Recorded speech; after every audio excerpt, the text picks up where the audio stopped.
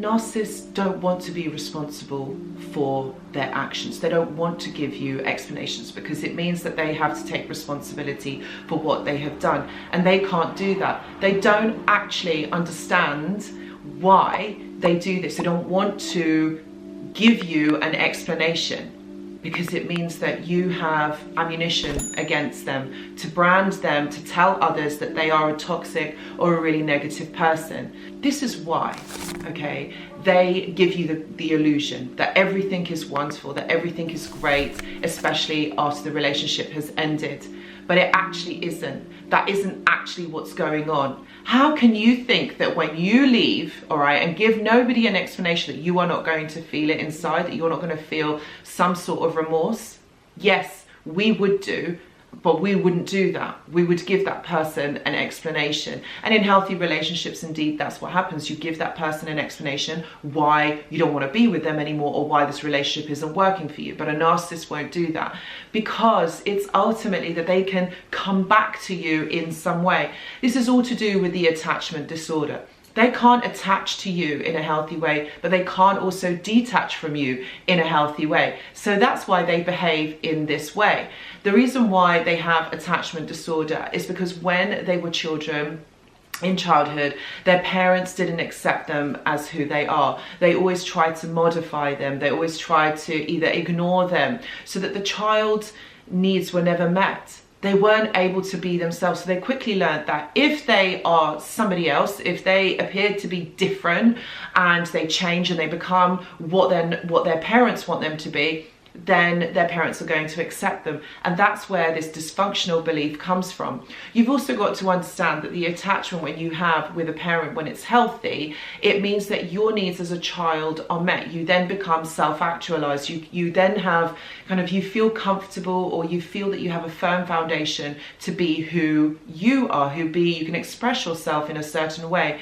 But in narcissistic families, this dynamic doesn't happen, okay? The child is rejected and they are abandoned, in so many words. And so what the child then learns is that them being themselves, the way that they are, they're not good enough. Their parents don't like them. Their parents don't want them. And so what happens is they grow up with this dysfunctional belief, and that's why they change who they are.